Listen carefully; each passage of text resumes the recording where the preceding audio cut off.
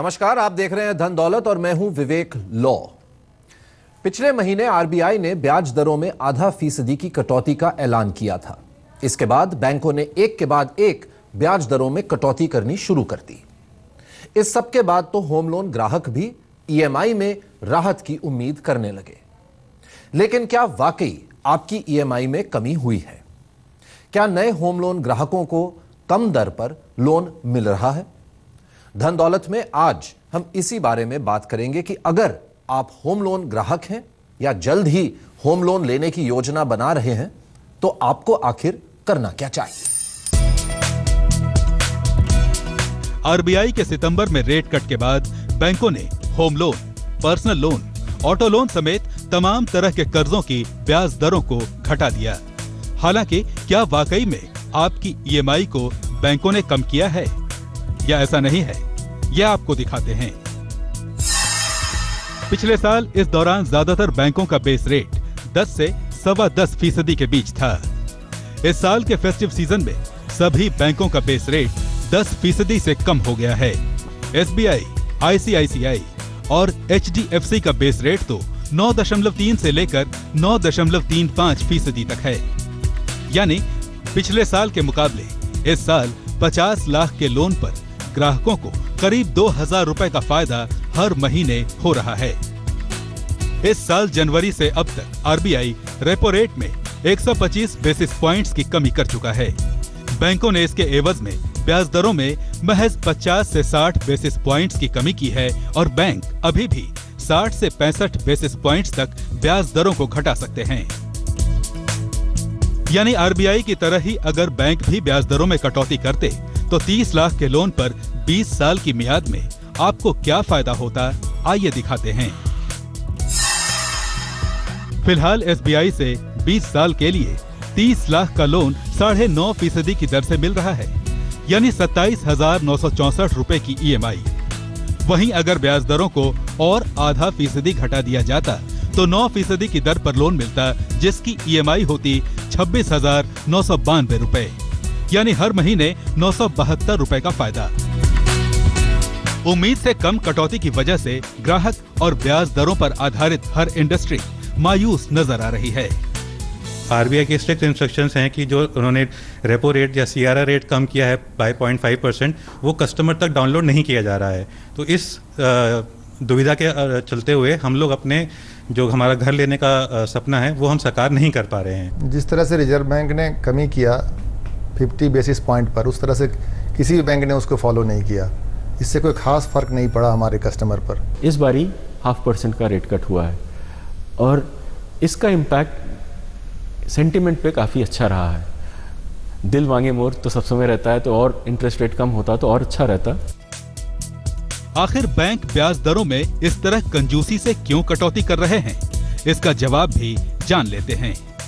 उनके लिए immediately pass on करना कंज्यूमर के लिए इसलिए मुश्किल है क्योंकि उन्होंने किस रेट पे डिपॉजिट्स जो हैं एक्यूमुलेट किए हैं, वो एक महत्वपूर्ण इंग्रेडिएंट है ये तय करने में कि वो कितना जो रेट कट है वो पास ऑन कर सकते हैं। बैंकों की मजबूरी चाहे जो हो, क्रिसिल की रिपोर्ट के मुताबिक 75 लाख तक के लोन पर आरबीआई ने रिस्क वेटेज कम किया है। इससे बैंक ब्याज दरों में कटौती कर सकते हैं। अगर ऐसा हुआ तो फिर जरूर खरीदारों और उद्योग जगत को डिस्काउंट्स का भरपूर फायदा उठाने का मौका मिल जाएगा। आदित्य के राणा, दिल्ली, आज तक। बैंकों के पास गुंजाइश तो है रेट कट करने के लिए, लेकिन वो संभल कर फूंक कर कदम रख रहे हैं। बेस रेट पर स्प्रेड यानी प्रीमियम बढ़ाकर बैंकों ने ईएमआई में कटौती उम्मीद से काफी कम की है। इसी बारे में चर्चा के लिए अब हमारे साथ जुड़ चुके हैं bankbazaar.com के vice president business operations and partner management Abhishek Dwivedi. बहुत बहुत धन्यवाद अभिषेक आने के लिए धन दौलत पर। नमस्कार। यह उम्मीद थी कि जब आरबीआई ने .5% रेट कट किया और यह उम्मीद से ज्यादा था, तो यह उम्मीद थी कि जो इंटरेस्ट है, जो ईएमआईज है, वो काफी कम होंगी। हमने देखा कि कई बैंक्स ने कुछ कटौती की, लेकिन 0.5% तो किसी ने भी नहीं की, और जिन्होंने की भी तो ऐसा लगता है कि उसमें भी इन्होंने एक डिफरेंस बना दिया है कि जो नए कस्टमर हैं या जो पुराने कस्टमर हैं। तो आप क्योंकि सब बैंक्स का लेखा जोखा देखते रहते हैं कि वो क्या कर रहे हैं, तो ये ज़रा बताइए कि हालात क्या हैं, क्या वाकई में EMI कम हुई है? जी हाँ, देखिए जैसा कि आपने बताया कि जो जितने भी बैंक्स हैं उन्होंने अपने जो रेट्स हैं 0.5% से तो कम नहीं किए हैं, लेकिन थोड़े बहुत उन्होंने उसमें कट किया है। जैसे कि अगर आप SBI को देख लो, उन्होंने 0.2% किया है, और सिमिलरली और अदर बैंक्स जो एक्सिस है, HDFC, जितने भी टॉप बैंक्स हैं उन्होंने थोड़ी बहुत कटौती की है, लेकिन उन्होंने 0.5% नहीं किया है। तो जैसा कि आपने बताया, इसमें कस्टमर को फ़ायदा होगा, EMI कम होगी, लेकिन जितना एक्सपेक्ट कर रहे थे उतना नहीं होगा वो। और जैसा कि हमने ये भी देखा कि जो हमारे गवर्नर थे उन्होंने ये बैंक्स को ये सलाह ना दी थी कि आप पूरा का पूरा रेट कट पास करो। बैंक्स के बारे में क्या होता है कि जो भी रेट होती हैं, जो RBI रेट कट करती है, उसको रेपो रेट बोलते हैं। ये रेपो रेट वो होता है अगर बैंक को अगर शॉर्ट ऑफ फंड्स होती हैं तो RBI उनको उधार देती हो पैसे, और वो किस रेट पे उधार देती है उसको हम रेपो रेट मानते हैं। अगर आप बैंक के हिसाब से देखें तो जो भी वो RBI से उधार लेते हैं वो एक हिस्सा होता है उनके टोटल मनी का, जिनकी रिक्वायरमेंट होती है। तो बैंक का ये कहना होता है कि अगर RBI अपनी रेपो रेट कम करती है 0.5% से, इसका मतलब ये नहीं है कि मेरा जो पूरा कॉस्ट ऑफ फंड है ओवरऑल जो मैं डिफरेंट प्लेसेस से यूज़ कर रहा हूँ वो भी मेरा 0.5% ही कम हो जाएगा। तो मेरे ख्याल से ये डिस्कशन होता है RBI और बैंक्स के बीच में।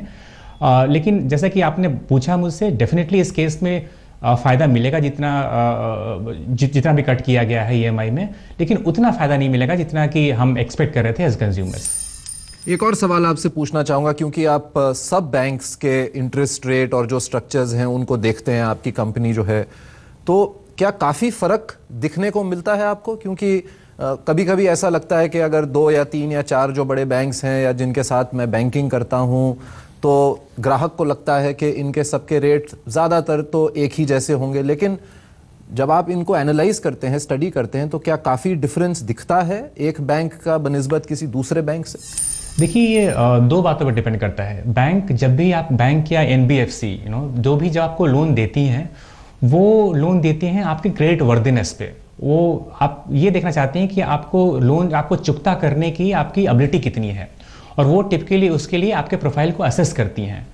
और बहुत सारे ऐसे बैंक्स हैं जो फोकस करते हैं अपर सेगमेंट पे, जिनकी प्रोफाइल अच्छी होती है, और उस केस में जो भी अच्छे क्रेडिट वर्दी पीपल होते हैं उस केस में इनको ऐसा लगता है कि ये लोन हमें वापस कर पाएंगे, और रिस्क जहाँ पे कम होता है वहाँ पे वो लोन की रेट थोड़ी सी कम करते हैं। कुछ ऐसे प्लेयर्स भी होते हैं जो ऐसे सेगमेंट में ऑपरेट करते हैं, उनका फोकस ही होता है जहाँ पर उनको पता होता है कि कस्टमर की क्रेडिट वर्दीनेस अच्छी नहीं है। अब इसके कई सारे एग्जाम्पल होते हैं। फॉर एग्जाम्पल, आप ऐसी कंपनी में काम कर रहे हो जो बहुत बड़ी नहीं है, जिसका काफ़ी रिकॉर्ड नहीं है, या फिर आपकी सैलरी काफ़ी अच्छी नहीं है, या फिर आपने पास्ट में अगर कोई लोन लिया हो, क्रेडिट कार्ड हो आपके पास, और उसमें आपने गलती से किसी टाइम में आप डिफ़ॉल्ट कर सके क्योंकि आपके पास पैसा नहीं था, तो ये सारी चीज़ें दर्ज हो जाती हैं आपके रिकॉर्ड में, और फिर आपको अच्छे बैंक से कम रेट पे लोन मिलना थोड़ा सा मुश्किल हो जाता है। दूसरी बात यह है कि अगर आप सेम प्रोफाइल में आते हो, मान लीजिए, तो जो भी टॉप बैंक्स हैं, आपका SBI हो गया, एक्सिस हो गया, HDFC हो गया, ICICI हो गया, बहुत ज़्यादा फर्क नहीं होता। अगर आप अभी देखो तो जैसे जो सबसे लोएस्ट रेट है वो SBI का है, 9.5 पे है। एक्सिस आप देखो तो ये 9.6 पे है। अगर आप ICICI और HDFC देखो तो वो 9.65 पे है। तो जैसा कि मैंने बताया, बहुत ज़्यादा फर्क नहीं होता है, लेकिन इसके रेट्स के अलावा भी दूसरी चीज़ें होती हैं, जैसे आपकी खुद की क्रेडिट वर्दीनेस। दूसरी इंपॉर्टेंट चीज़ क्या होती है कि जो भी आप प्रॉपर्टी ले रहे हो, क्या वो बैंक आपको फंड कर सकती है कि नहीं कर सकती है। क्योंकि जब भी कोई नई प्रॉपर्टी होती है, हर एक बैंक उसका इवैल्यूएशन करती है कि उसके सारे पेपर सही हैं, वो सेटिस्फाइड है कि ये इसके जो लीगैलिटीज़ है, इसकी जो टेक्निकलिटीज़ है इस बिल्डिंग की या इस प्रॉपर्टी की, वो सारी रूल्स के हिसाब से हैं। तो कई केस में यह होगा कि आपको बैंक A उसको फंड कर रही है, बैंक B आपको फंड नहीं कर रही है, तो उस केस में आपको बैंक A ही लोन दे सकती है। तो ये सारी चीज़ों का ख्याल रखना पड़ेगा हमें। धन दौलत में फिलहाल वक्त है एक ब्रेक का। ब्रेक के बाद आपके सवालों का जवाब देने के लिए bankbazaar.com के अभिषेक द्विवेदी हमारे साथ। फिर स्वागत है। आज हम बात कर रहे हैं कि आखिर ब्याज दरों में कटौती के असर से आपकी EMI में कितना फायदा हुआ। अब शुरुआत करते हैं सवाल जवाब के सिलसिले की। रायपुर से आनंद सिंह हमारे साथ फोन लाइन पर हैं। ये जानना चाहते हैं कि आरबीआई रेपो रेट में एक समान कमी करता है, लेकिन बैंक बेस रेट में अलग अलग अनुपात में कमी करते हैं। ऐसा क्यों है? आखिर क्यों अलग अलग बैंकों के बेस रेट अलग होते हैं? और होम लोन की दर और बेस रेट में क्यों इतना फर्क होता है? जब जान पहचान के लोग आपस में बात करते हैं तो सबके बैंकों की ब्याज दर अलग होती है, ईएमआई अलग होती है। इससे भी कभी कभी सामाजिक परेशानी होती है। बहुत चिंतित हैं अभिषेक ये, और कुछ हद तक आपने इनके सवाल का जवाब दिया पहले ही, और ये समझाया आपने कि क्यों जो आरबीआई के रेट हैं और बैंक के रेट हैं वो अलग क्यों होते हैं। लेकिन आपने चलते चलते ब्रेक के पहले ये भी कहा कि अगर 2 या 3 या 4 बड़े बैंक का आपने एग्जाम्पल दिया कि उनमें भी डिफरेंस होता है, तो थोड़ा अगर आप विस्तार में समझा सके कि ये डिफरेंस क्यों होता है। जी हाँ, तो जैसे कि मैंने बताया आपको कि जब आरबीआई बेस रेट कम करती है तो रेपो रेट कम करती है, तो उस केस में क्या होता है कि जितना भी बैंक का एक्सपोजर या डिपेंडेंस है आरबीआई के फंड्स पे, जैसे मान लीजिए बैंक ए है वो typically X% of money RBI से लेता है जब भी उसको रिक्वायरमेंट होती है, और बैंक बी है वो Y% लेता है। अगर Y काफ़ी ज़्यादा है X से, तो ओबियसली उनकी डिपेंडेंस जो होती है वो आरबीआई के मनी लेने पे वो ज़्यादा होती है। तो जो भी आरबीआई अपने रेट्स में चेंज करेंगे जब भी अपने रेपो रेट में, उसका इफेक्ट जो उनके कॉस्ट ऑफ फंड्स पे पड़ेगा उस बैंक के, वो ज़्यादा होगा। धन दौलत में फिलहाल वक्त है एक और ब्रेक का। ब्रेक के बाद भी सवाल जवाब का सिलसिला जारी रहेगा। आप हमारे साथ रहिए, देखते रहिए आज तक।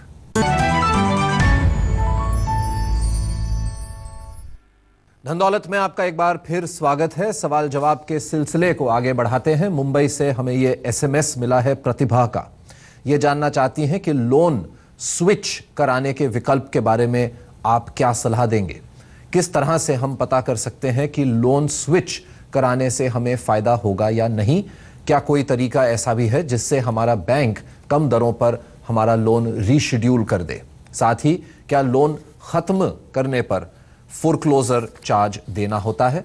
और क्या नए बैंक में प्रोसेसिंग फीस देनी पड़ेगी? ये बहुत अच्छा सवाल है इनका अभिषेक, क्योंकि देखा गया है कि कई बार ऐसा हो सकता है कि डिपेंडिंग आपने कौन सा लोन लिया है, कौन से बैंक से लिया है, क्या सेंस बनता है कि स्विच करने के लिए देखें कि कहीं पे अगर मैं स्विच कर पाऊँ। कई बार बैंक्स होते हैं जो अच्छे स्कीम्स ऑफर करते हैं स्विच करने के लिए। क्या ये फ़ायदेमंद होता है, और अगर होता है तो कैसे किया जाएगा? जी, आपने बिल्कुल सही बोला। मेरे ख्याल से जब भी रेट्स चेंज होते हैं तो ये बहुत सारे लोग हैं जो इससे इम्पैक्टेड होते हैं, खासकर ऐसे लोग जिन्होंने पहले लोन ले रखा है, उनका लोन चल रहा है। जैसा कि हमने बात किया कि ये लोन की अवधि काफ़ी बड़ी होती है, 15 साल, 20 साल की, 25 साल की, किसी केस में 30 साल भी होती है। तो काफ़ी लोग हैं जो इससे इम्पैक्टेड होते हैं, और ये सवाल काफ़ी आता है। तो मैं इसमें कुछ चीज़ें बताना चाहता हूँ और दर्शकों को क्लियर करना चाहता हूँ। सबसे पहली बात है कि जो आप होम लोन लेते हो वो 2 तरीके के रेट्स आपको दिए जाते हैं। एक फिक्स रेट होता है और दूसरा फ्लोटिंग रेट होता है। फिक्स रेट में क्या होता है कि आप जब भी लोन लेते हो आप ये बोलते हो कि आपका बेस रेट चेंज, आपकी कई सारी चीज़ें चेंज हो सकती हैं, मुझे उससे फ़र्क नहीं पड़ना चाहिए और मेरा जो रेट है वो सेम रहना चाहिए ड्यूरिंग द इंटायर टेन्योर। और टिपिकली क्या होता है कि उसके लिए बैंक आपको थोड़ा सा एक्स्ट्रा चार्ज करती हैं, क्योंकि ये बैंक वो अपने साइड में रिस्क ले रही है इसके लिए। दूसरा क्या होता है, जो मैक्सिमम लोग आजकल ले रहे हैं और इंडियन इकोनॉमी में यही प्रिस्क्राइब करूंगा कि वो भी इसके लिए जाएं, वो फ्लोटिंग रेट का होता है। फ्लोटिंग रेट नॉर्मली क्या होता है कि वो बैंक्स के चेंजेस उनके बेस रेट पे, उनके कॉस्ट ऑफ फंड्स के बेसिस पे चेंज होता है। जैसे आपने देखा कि बेस रेट जैसे ही कम हुआ रेट्स भी कम हुई, तो जो भी फ्लोटिंग रेट पे होंगे वो इनके से इम्पैक्टेड होंगे। जब भी आप अपना होम लोन ट्रांसफर करने की बात कर रहे हो, सबसे पहले ये बात क्यों आनी चाहिए?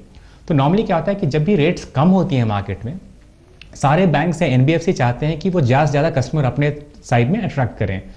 तो उसके लिए जो भी नए कस्टमर होते हैं उनको ज़्यादा अट्रैक्टिव रेट देते हैं, और कस्टमर जो पहले से चले आ रहे होते हैं नॉर्मली उनमें वो पहल नहीं करते हैं। मैं इस केस में ये सबसे पहले बोलना चाहूँगा कि अगर सबसे पहली बात तो अपने एग्जिस्टिंग बैंक के पास जाओ, उनसे आप बात करें कि मैं चाहता हूं कि आप मेरा जो रेट है वो भी जो एग्जिस्टिंग रेट, जो न्यू रेट्स हैं उस पर कर दो आप। कई बार ये नेगोशिएशन होती है और बैंक्स आपको कर भी देते हैं। कई बार क्या होता है कि बैंक नहीं करते हैं। इस केस में आपको क्या करना चाहिए, 2 बातें हैं। अगर आपका फ्लोटिंग रेट पे, जैसा मैंने बताया मैक्सिमम लोग फ्लोटिंग रेट पे ही लेते हैं, तो जो क्लोजर के लिए जो फोर क्लोजर चार्ज लगता है वो वेव्ड है। टिपिकली आपको फिक्स्ड रेट में आपको 2% ऑफ प्रिंसिपल आपको देना पड़ता है, लेकिन इस केस में आपको कोई नहीं देना पड़ता है। लेकिन दूसरी बात ये होती है कि जब आप नए बैंक के साथ लोन ले रहे हो तो उनके लिए एक नया लोन हुआ, और जब भी आप नया लोन लेते हो आपको एक प्रोसेसिंग फी देनी पड़ती है।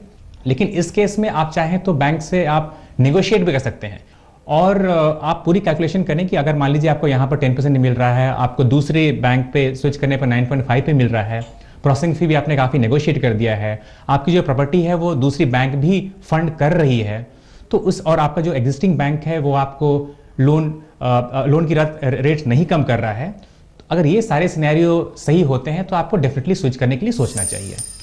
आपका बहुत बहुत धन्यवाद अभिषेक, और इतनी अच्छी तरह से आपने एक इतने कॉम्प्लेक्स इशू को समझाया हमारे दर्शकों को। बहुत बहुत धन्यवाद आने के लिए। धन्यवाद।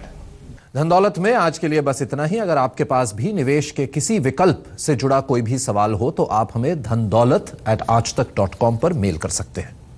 हमारे एक्सपर्ट्स म्यूचुअल फंड्स, शेयर बाजार, इंश्योरेंस, रियल एस्टेट, गोल्ड में निवेश से जुड़ी आपकी मुश्किलों का समाधान देने की कोशिश करेंगे। धन्यवाद।